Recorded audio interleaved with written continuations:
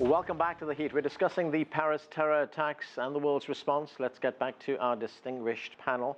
Rafif, I'm going to start with you. John says Bashar al-Assad has to stay in power if you want to defeat Islamic State. We from Syria believe that to eradicate the Islamic State, you also have to eradicate the Assad regime. We believe that the Assad regime, which has killed upwards of 300,000 people, which has used chemical weapons, which uses barrel bombs on a daily basis, which has displaced more than half the population, some 12 million altogether. We believe that the Assad regime is the source of the problem, and until we tackle the source of the problem, there will not be stability, there will not be an eradication of ISIS. So all things begin and end with the Assad regime. Moreover, when we talk about a strategy that takes on the form of a ceasefire, I would remind you about Geneva I and Geneva II, and our willingness to go to Geneva 10. And I will remind you that during the signing of the Geneva communique by Bashar al-Assad, he was also instructing his Air Force to bomb different civilian areas of the country. So I don't think that Assad is the one that's going to bring stability, nor enforce a ceasefire. Okay, I will get to John's response, but first I want to go to Leela. You wanted to say something earlier on. I did want to say something, and sort of taking off on what Rafif is saying. You know, the thing about having Assad staying on, one of the big draws that is drawing foreign fighters is Sunni disenfranchisement. You know, Assad stays, a lot of young men are going to oust Assad. We don't have any Sunnis really, so to speak of, on our camp. Also, Assad has you know, Shiite militia like Hezbollah on his camp. I don't think we're going to, you know, be able to incorporate the Sunnis the way we did in Iraq, you know, with the Awakening Council. Two, I also want to say that, you know, I'm really thinking it's very dangerous to downplay ISIS's strength. You know, there seems to be this discourse or the polemic, as we say in France, that ISIS is weak, that we can bomb them, etc. You know, at this stage, it's almost too late. You know, we saw in Afghanistan, you have a roving band of jihadists who are battle trained. They can go from one country to another. You know, they went from Afghanistan to Egypt, to Algeria, to France, and to the US.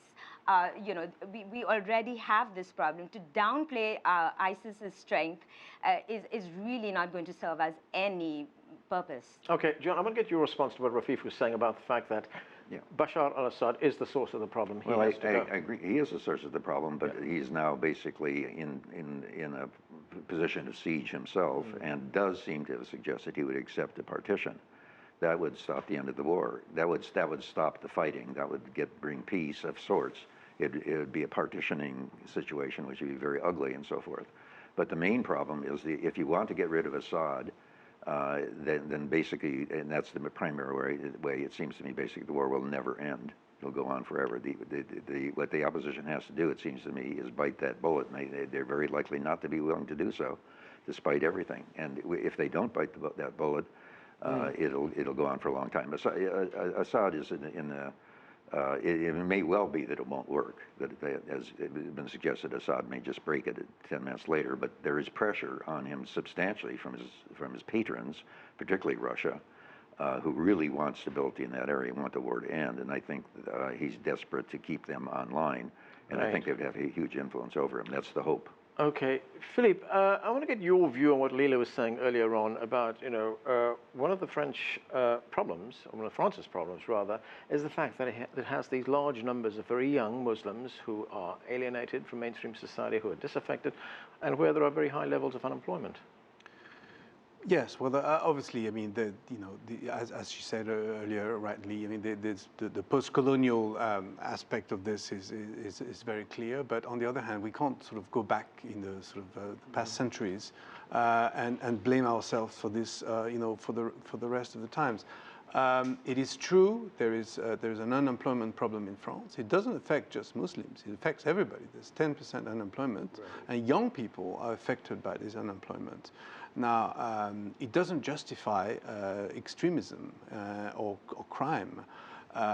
It doesn't mean we shouldn't try to solve the problem. And in fact, you know, just like security has been very, very tight in France for the past 10 years, and especially for the past 8 months, I would say. There have been many, many attempts to integrate these communities, and some communities have integrated better than others. But there is a kind of new dream, very sad dream, and terrible dream, which is to go to Syria and Iraq and train yourself as a foreign fighter, and in the name of Allah, which of course a number of the very vast majority of Muslims condemn, including in France, including a lot of young Muslims. So it's a very complicated story, and unfortunately, the difficult economic circumstances of Europe at the moment. We've just had the Euro crisis, as you know, for the past few years, and the Greek crisis and things like that. I mean, it's affecting the whole of the continent. So it's unfortunate that, you know, if we had full employment, obviously that would not maybe lead to such a situation. Well, having said that, I'm not saying we should not try more. But, you know, we can't find jobs for 5 million people. Well, there are also young people who've been recruited from places like the United States and Canada as well. Indeed, and Chechnya and, and many other parts of the world. I'd just like to expand on a point that Philippe was making. Yeah. You know, there are approximately 1.6 billion Muslims around the world. And I'm very happy to say that Muslim communities around the world have come out to condemn Daesh, because they say there is nothing Islamic about this organization.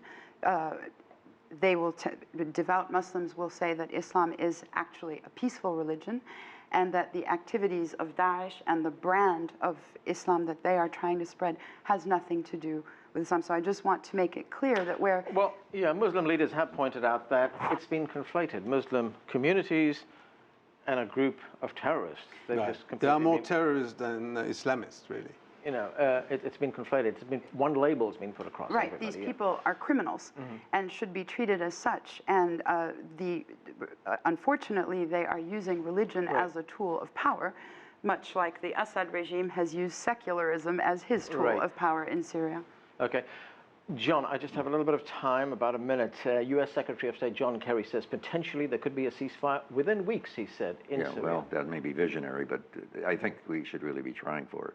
It means everybody has to put pressure on including the Saudis and so forth, who have been supporting much of the opposition, and tried to bring it together. You point out in 1995 the war came to an end with a ceasefire in Bosnia, and there's been no violence since that time. That doesn't mean the country has become a paradise by any means. Okay. But you don't have to go very far from this war to see something a lot better. Stopping the war is the key thing. Okay, that's where we are going to have to leave it. Thanks to all of you for joining us. That's it for this edition of The Heat. I'm Arnold Naidu in Washington, D.C. Thanks for being with us.